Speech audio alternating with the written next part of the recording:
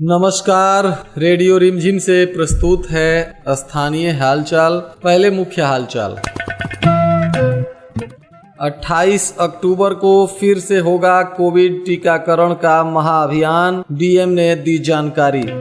निवर्तमान जिला परिषद के अध्यक्ष मुकेश पांडे को हराकर जेपी यादव की भाभी माधवी ने दर्ज की ऐतिहासिक जीत।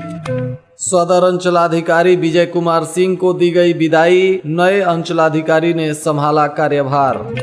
पत्रकारों से बदसलूकी करने वालों पर दर्ज हो सकती है एफआईआर, कोर्ट ने जारी किया आदेश। गोपालगंज अनुमंडल कार्यालय और सदर प्रखंड कार्यालय में जोर शोर से चल रही है नामांकन की प्रक्रिया। स्थानीय हालचाल के इस अंक के साथ मैं अनिकेत मिश्र। अब हालचाल विस्तार से।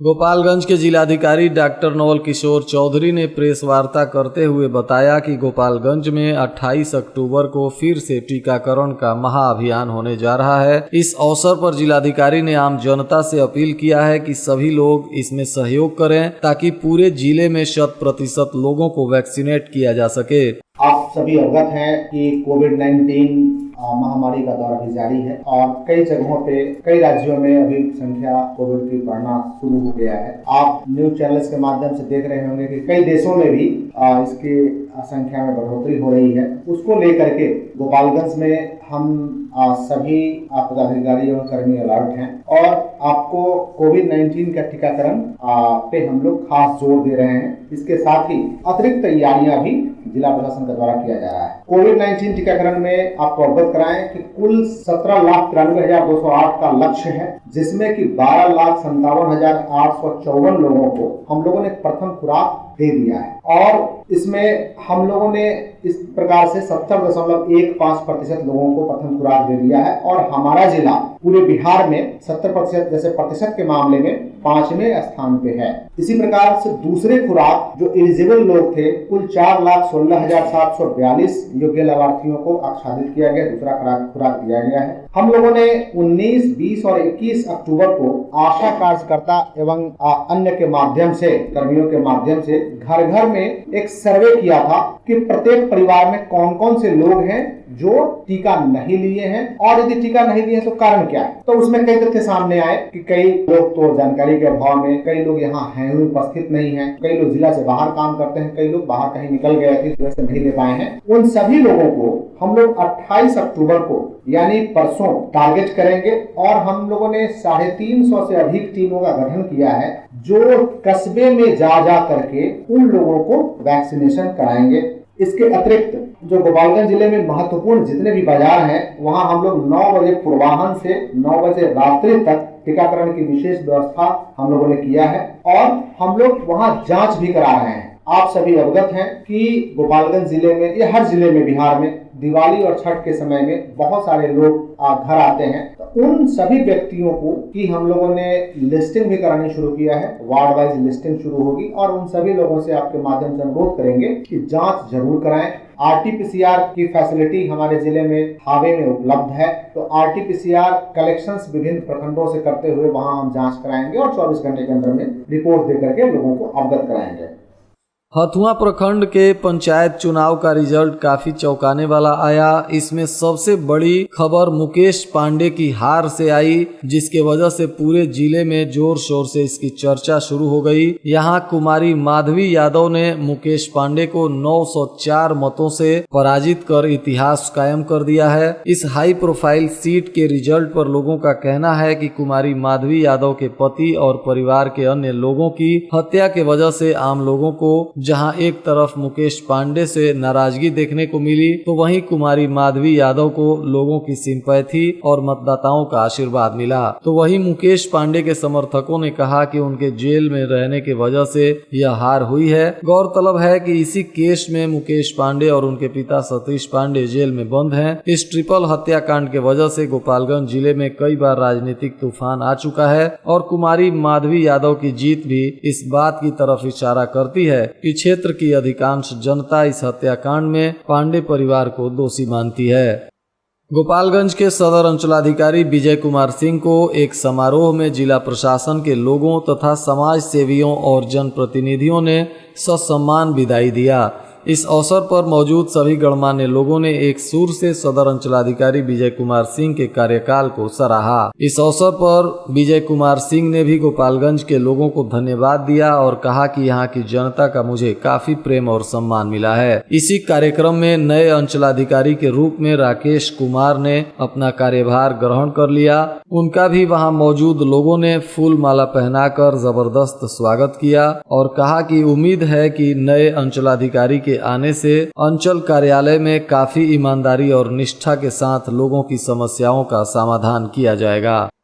हाई कोर्ट की टिप्पणी के बाद पीएम और सीएम का भी ऐलान आया है कि पत्रकारों से अभद्रता करने वालों पर 50,000 रुपए का जुर्माना एवं पत्रकारों से बदसलूकी करने पर 3 साल की जेल हो सकती है। हाई कोर्ट के निर्देश देने के बाद सभी सरकारें इस क्षेत्र में काम करना शुरू कर दी है। इसमें पत्रकारों को धमकी के आरोप में गिरफ्तार किए गए लोगों को आसानी से जमानत भी नहीं देने का प्रावधान है। यह टिप्पणी आने के बाद मुख्यमंत्री आदित्यनाथ ने कहा है कि पत्रकारों को यदि कोई परेशानी होती है तो तुरंत संपर्क कर सरकार उनकी समस्याओं का समाधान करे और पत्रकारों से मान सम्मान से बात किया जाए। कटिया प्रखंड के अमिया पंचायत अंतर्गत सुखसेनमा गांव में मंगलवार को किसान चौपाल का आयोजन किया गया, जिसमें किसानों को रबी अभियान के तहत दी जाने वाली सुविधा, अनुदान, बीज उपचार और फसल को कीट से बचाने के तरीके आदि की जानकारी दी गई।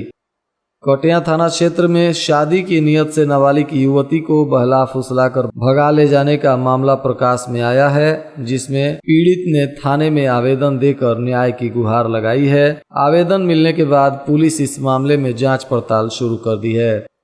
बैकुंठपुर क्षेत्र के थामे मसरख रेलखंड पर स्थित दिगवा दुबौली स्टेशन के रेलवे माल गोदाम के पास टिकट आरक्षण केंद्र का आज उद्घाटन किया गया, जिसमें वाराणसी रेल मंडल द्वारा अधिकृत आरक्षण केंद्र से विभिन्न शहरों के लिए एक्सप्रेस ट्रेनों का आरक्षण सेवा शुरू कर दिया गया है और यहां से एक्सप्रेस ट्रेनों के अलावा स्पेशल पैसेंजर ट्रेनों का भी टिकट बुकिंग किया जा सकता है। सत्तरघाट पुल पर वाहनों का परिचालन पिछले 4 महीने से बंद है, जिसके कारण गोपालगंज, पूर्वी चंपारण, मुजफ्फरपुर सहित कई जिलों का संपर्क भंग हो गया है। ज्ञात हो कि बाढ़ के कारण इस अप्रोच रोड को काट दिया गया था और तब से सत्तरघाट महासेतु पर परिचालन बाधित है, जिसके वजह से उस क्षेत्र के लोगों को कई परेशानियों का सामना करना पड़ रहा है। बैकुंठपुर के गम्हारी गांव में चोरी की नियत से छुपा कर रखी गई बिजली के तार को ग्रामीणों के सहयोग से पुलिस ने बरामद कर लिया है और मामले की जांच पड़ताल में जुटी हुई है। सिधवलिया प्रखंड कार्यालय स्थित बुचिया मौजे गांव में छठ घाट पर जल जमाव को लेकर ग्रामीणों का आक्रोश फूट उठा। इस दौरान ग्रामीणों ने जमकर प्रदर्शन किया। उनका कहना था कि यदि जल जमाव से मुक्ति अविलंब नहीं होती है तो हम लोग प्रखंड कार्यालय को घेरने के लिए बाध्य हो जाएंगे। मंगलवार को सिधवलिया प्रखंड कार्यालय में नामांकन कराने आए एक पंचायत समिति सदस्य पद के प्रत्याशी को सिधवलिया थाने की पुलिस ने गिरफ्तार कर लिया। बताया जा रहा है कि गिरफ्तार प्रत्याशी पर पूर्व में थाने के एक पुलिस को जाति सूचक शब्द कहते हुए गाली देने का आरोप है और इसी आरोप में उस पर प्राथमिकी दर्ज की गई थी। यह आरोपी सिधवलिया थाने के बखरौर गाँव का अजय कुमार उर्फ टोनी बताया जा रहा है, जो सरस्वती पूजा के दौरान सिधवलिया थाने के निवर्तमान एएसआई राजेंद्र राम को जाति सूचक शब्द से संबोधित किया था और इस मामले में तभी प्राथमिकी दर्ज कर ली गई थी और यह तभी से फरार चल रहा था। मोहम्मदपुर क्षेत्र के बरहिमा गांव के समीप NH 27 पर एक बस ने ऑटो को टक्कर मार दिया, जिसके बाद ऑटो में बैठे लगभग आधा दर्जन लोग हादसे के शिकार हो गए और गंभीर रूप से जख्मी हो गए। उसके बाद स्थानीय लोगों के सहयोग से इन सभी को सदर अस्पताल में भर्ती कराया गया है, जहां इन सभी का इलाज चल रहा है।